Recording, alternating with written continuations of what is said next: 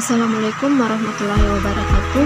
Perkenalkan, nama saya Nandayani dengan NIM 22022205. Video ini saya buat untuk memenuhi tugas final mata kuliah perilaku organisasi dan human relation. Yang pertama yaitu kekuasaan dalam konteks organisasi adalah kemampuan seseorang atau kelompok untuk mempengaruhi orang lain dan mengendalikan sumber daya demi mencapai tujuan tertentu. French dan Raven mengidentifikasikan 5 basis kekuasaan. Yang pertama, kekuasaan legitimasi. Kekuasaan yang berasal dari posisi atau jabatan resmi dalam organisasi. Misalnya, manajer memiliki kekuasaan legitimasi atau atas bawahannya. Yang kedua yaitu kekuasaan reward. Kekuasaan yang berasal dari kemampuan memberikan imbalan atau penghargaan, misalnya bonus atau promosi.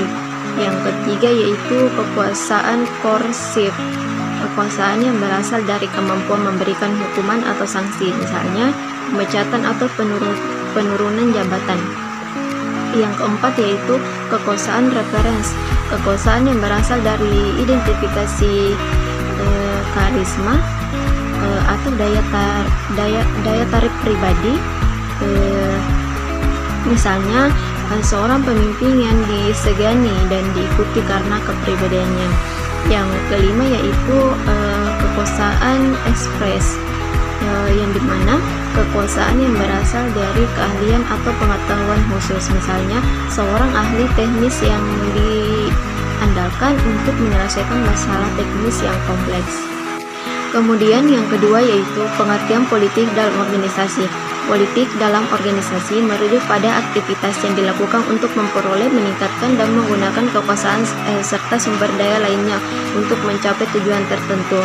Jeffrey Prever mengatakan bahwa politik adalah realitas yang tak terhindarkan dalam organisasi karena melibatkan perilaku yang berorientasi pada kekuasaan untuk mempengaruhi keputusan dan alokasi sumber daya. Yang ketiga yaitu dinamika kekuasaan dan politik. Yang pertama, peran kekuasaan dalam kepemimpinan. Kepemimpinan efektif memerlukan pemahaman atau penggunaan kekuasaan. Menurut Johan Porter, kepemimpinan melibatkan penggunaan kekuasaan untuk menginspirasi dan memotivasi orang lain agar bekerja menuju visi bersama. Ini berbeda dengan manajemen yang lebih fokus pada kontrol dan administrasi. Yang kedua yaitu koalisi dan jaringan. Dalam organisasi, individu sering membentuk koalisi dan jaringan untuk meningkatkan kekuasaan mereka. Koalisi adalah kelompok yang dibentuk untuk mencapai tujuan bersama, sementara jaringan adalah hubungan yang informal yang dapat dibangun untuk saling mendukung dan bertukar informasi. Yang ketiga yaitu taktik politik. Individu dalam organisasi menggunakan berbagai taktik politik untuk meningkatkan kekuasaan mereka, termasuk pembentukan aliansi, membangun hubungan dengan orang-orang yang berpengaruh. Adapun pengendalian informasi, menyimpan atau menyebar informasi strategis untuk mempengaruhi keputusan. Yang keempat yaitu permainan kekuasaan. Henry mengatakan organisasi sebagai arena permainan kekuasaan di mana berbagai kelompok berusaha mempengaruhi keputusan dan mendapatkan keuntungan.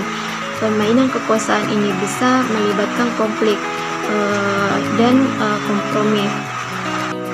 Yang terakhir yaitu implikasi kekuasaan dan politik dalam organisasi. Yang pertama yaitu keputusan yang lebih eksklusif. Pemahaman tentang kekuasaan dan politik dapat membantu manajer membuat keputusan yang lebih eksklusif dalam mempertimbangkan berbagai perspektif dalam kepentingan. Yang kedua yaitu peningkatan efektivitas organisasi. Penggunaan kekuasaan yang bijaksana dan etis dapat meningkatkan efektivitas organisasi dan memastikan bahwa sumber daya dialokasikan secara optimal dan tujuan organisasi tercapai. Yang ketiga yaitu mengelola konflik. Politik organisasi sering menimbulkan konflik. Manajer perlu memiliki keterampilan untuk mengelola konflik ini secara konstruktif sehingga tidak merusak produktivitas dan moral. Baik, mungkin itu saja yang bisa saya sampaikan. Lebih dan kurangnya mohon dimaafkan. Billahi taufiq wal hidayah. Astagfirullah ya. Assalamualaikum warahmatullahi wabarakatuh.